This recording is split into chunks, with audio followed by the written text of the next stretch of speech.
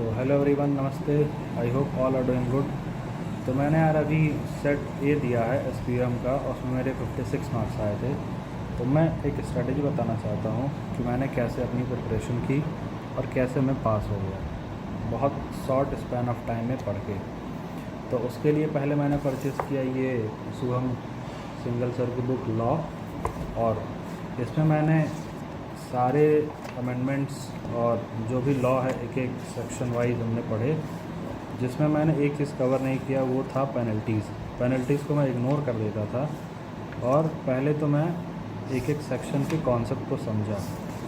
तो ये चीज़ आप इनकी ऑलमोस्ट 250 पेज की किताब है, तो आप 7-8 दिन में ख़त्म कर सकते हैं। 7-8 दिन में ख़त्म करने के बाद एक रीडिंग फुल मार लीजिए, और उसके बाद और जब आप सेक्शंस को पढ़ रहे होंगे तो उसमें मेन जो हेडिंग्स हैं उनको आप ऐसे हाईलाइट कर सकते हैं।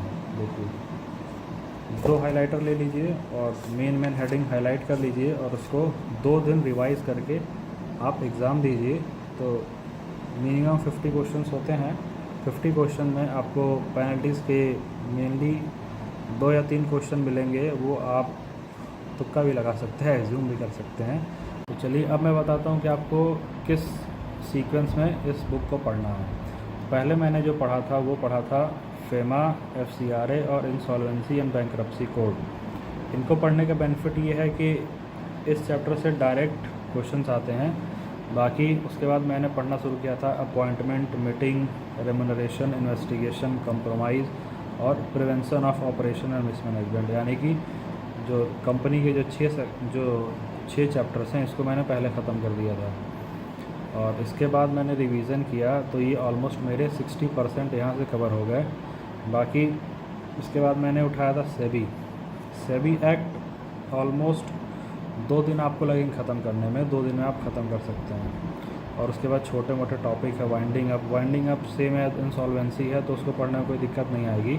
बाकी जस्ट ये special court and CLT E filing, ये छोटे छोटे टॉपिक हैं जो कि आप यूट्यूब से वीडियो देख के भी ख़त्म कर सकते हैं। और हाँ, अगर आपको कोई दिक्कत होती है तो इन सर की, शुभम सिंगल सर की यूट्यूब पर रिविजन्स पढ़े हैं हर एक चैप्टर वाइज, तो आप उसको देख लीजिए, या खुद से पढ़ सकते हैं या देख के वहाँ से पढ़ सकते हैं। तो इससे आपको एक बेनिफिट मिल जाएगा कि किस सीक्वेंस में पढ़ना है, या एक नॉलेज हो जाएगी आपको सेक्शन वाइज की, या जो मेन जो टर्म्स है उसकी नॉलेज हो जाएगी, तो आपको और पढ़ने में आसानी रहेगी। तो ऐसे ही मैंने पढ़ा था, और उसके बाद एक दिन का मैंने रिवीज़न किया था एग्ज़ाम से पहले। और जिस दिन एग्ज़ाम था उस दिन मैं सुबह सुबह सारा चैप्टर एक बार रिवीज़न करके देख लिया कि क्या क्या हर सेक्शन में क्या क्या कहा गया है। तो उससे मुझे बेनिफिट आया कि तुरंत वहाँ क्वेश्चन मिलता था, देख के माइंड में स्ट्राइक हो जाता कि हाँ, इस चैप्टर से ये क्वेश्चन आया है, और इतना ये सेक्शन भी थोड़ा बहुत याद हो जाता है। तो उससे आपको बहुत हेल्प मिल जाती है सुबह सुबह रिवीज़न का। तो आप आराम से बिना किसी टेंशन का पास हो सकते हैं।